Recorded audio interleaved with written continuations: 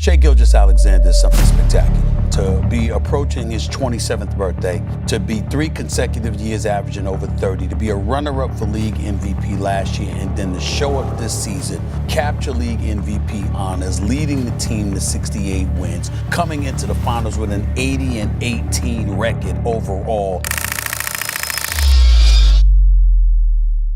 They don't usually tell you when a dynasty starts. It's never a banner drop or a headline, it sneaks up. You blink and you realize the team you thought was ahead of schedule never needed the schedule in the first place. Wiggins to the basket with strength! Another one! And tonight, if you're still thinking the Oklahoma City Thunder are building for tomorrow, you're already behind. Because the numbers aren't whispering anymore. They're blaring. Since climbing to the top of the Western Conference in early 2024, OKC has won games at a rate hovering a little above 70%. That's not trending upward, that's historic. That kind of pace puts them right alongside the best regular season peaks we've ever seen. It's in the same neighborhood as the Kobe-Shaq Lakers in their back-to-back era, right there with the Heatles and Birds Celtics, even brushing up against stretches from the Warriors' 5-year run of destruction. And no, nobody's saying they're better than those dynasties yet, but when your win rate is living next to names tattooed in basketball history, you earn the right to be in the conversation. And the craziest part, they're doing it without having their prime years yet. This isn't a group peaking. This is a group still learning how good they actually are, which should terrify anybody not wearing icy blue and orange. Most dynasties need years of scars before they figure it out. This one started stacking wins while still taking notes. Now, before we get lost in charts, let's rewind to how all this even started. Because it wasn't supposed to be beautiful. It started with Sam Presti trading his franchise cornerstone for draft picks people couldn't pronounce and prospects nobody rated. Paul George was top 3 in MVP voting. Russell Westbrook was still pulling triple doubles like it was cardio. And instead of doubling down, OKC flipped the table. Most franchises would have patched holes, chased an aging star, spent money on short-term success. Oklahoma City didn't. They leaned into something rare in pro sports: patience. They didn't want to win tomorrow, they wanted to build something that wouldn't stop winning. They basically told the league, you can have the present, we'll take everything after that. SGA goes right by Booker, finds the open man, catch fire 3, that is good! What looked like sabotage aged into strategy. Those draft picks, they built the league's deepest young rotation. Those development years, they built the most cohesive roster in basketball. They lost games for 2 seasons and then reappeared looking like a cheat code. In just 3 years, Oklahoma City went from 26th in the league, barely scraping 20 wins, to holding the best record in the NBA. And they did it without panic signings or desperation trades. They did it with patience, development, and a roster built like a laboratory experiment. They didn't hunt for talent, they engineered it. They didn't rush the process, they redesigned it. Now every rebuild team in the league is trying to copy a blueprint they don't fully understand. Look at their pieces. Perimeter defenders who move like shadows. Role players who hit threes without hesitation. 7-foot unicorns blocking everything inside and still stepping out to shoot. Wings who guard 1 through 5 and initiate offense like point guards. It's like they took every archetype in NBA 2K, scaled all attributes to 88, and hit simulate. And the wildest thing? Nobody plays out of rhythm. No ego wars, no my turn, your turn. They play like 5 versions of the same brain in different bodies. They don't just know their roles, they understand why those roles matter. That's why you never see them panic when someone goes cold. Someone else simply slides into the gap. The system doesn't break, it adjusts. And sometimes Washington's in such a hurry to get out in transition. The Thunder know that. Oh, the dribbling, SGA got to his spot! But let's stop dancing around it. You came here for 3 letters. SGA. Get it in. Gilgeous-Alexander breaks free. Gilgeous-Alexander with 3-pointer. Knocks it down. Amen. SGA with the step back against McDaniel.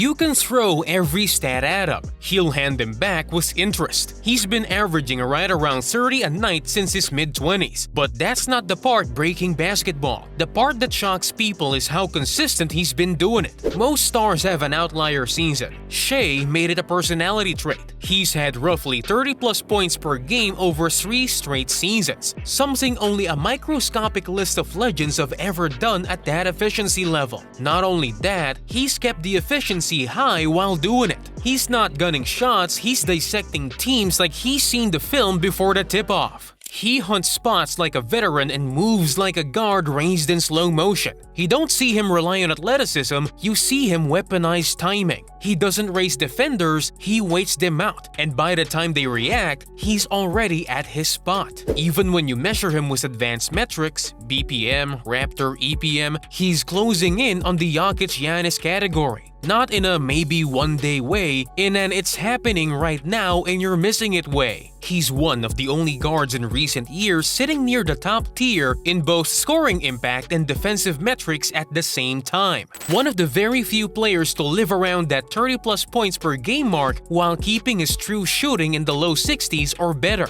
And oh yeah, he's leading one of the best teams in basketball while doing it. He's not padding numbers on a lottery squad. He's driving winning at the very top of the standings. Here's the part nobody wants to hear. His 2025 season graded higher than MVP Iverson's 2001 campaign across nearly every measurable metric except steals, depending on which model you look at. People talk about Harden's peak. A lot of those same models don't favor his MVP season the way they do SGA's recent years. Even Durant and Westbrook's best individual seasons, SGA has posted higher efficiency, more impact, and better defensive metrics in some of those advanced lenses. Yes, Kobe had better raw scoring volume, but Shai clears in efficiency, playmaking, and adjusted value. I know it stings, but the data is ruthless. 5-second difference, shot clock and game clock. Gilgeous-Alexander with three-pointer, knocks it down with McDaniels right there. He's not chasing legends, he's already overlapping them. And he's doing it without the benefit of hindsight narratives. This is happening in real time. Still, as you know, legends aren't made by points per game, they're made by rings. And if Shai wants to stand in that upper echelon, he'll need hardware. But here's where I'm telling you, the window isn't opening, it's already opened. He's not knocking on the door, he's standing in the living room. The only question is how long he plans on staying there. If OKC wins back-to-back titles next year, and Shai adds an MVP on top of this pace, he won't be chasing the greats anymore. He'll be joining them, and he's 27. That's terrifying. Think about this. By age 27, most all-time legends weren't finished. They were starting. Now look at the roster around him. Chet Holmgren. 7 feet of defense, floor spacing, and IQ. Jalen Williams. Your favorite player's least favorite assignment. Isaiah Joe. The guy you pray doesn't get hot. Lou Dort. The bulldog you wish would match up with someone else. They don't have holes, only options. Teams don't game plan against OKC lineups. They game plan against OKC concepts. You're not just trying to stop a star, you're trying to unplug a system.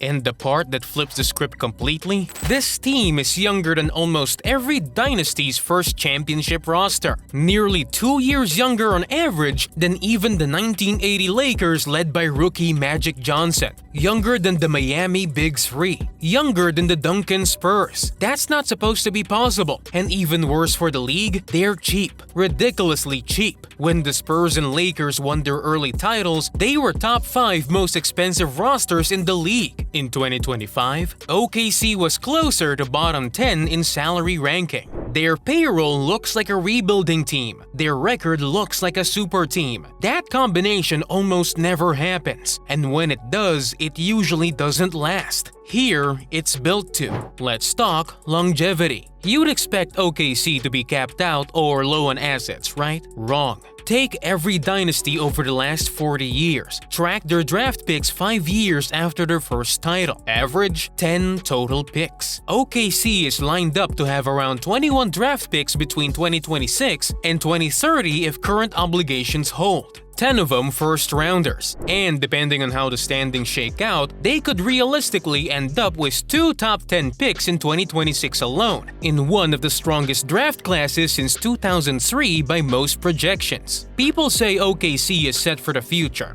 No, they're set for the decade. They aren't just thinking about the next run, they're thinking about the next era. While they're winning now, they're preparing for 2030. If building a dynasty was a video game, Sam Presti unlocked all the sliders, and for some reason, no one hit quit. OKC didn't skip the rebuild. They rebuilt the concept of rebuilding. They turned tanking into something way more dangerous: controlled evolution. Here's where the twist hits, because this segment usually ends with optimism. But that's not what today's about. This is a reality check. This team isn't rising. They rose. They stood up, looked around the room, and realized nobody's ready to push them back down. You're going to look back on this season and realize that what felt like hype wasn't hype. It was warning. Fans thought maybe someday, players thought we'll see. Now, that conversation's over. The question isn't if the Thunder will own the next era of basketball. The question is, how long will the rest of the league take to admit it? Because the next dynasty isn't forming.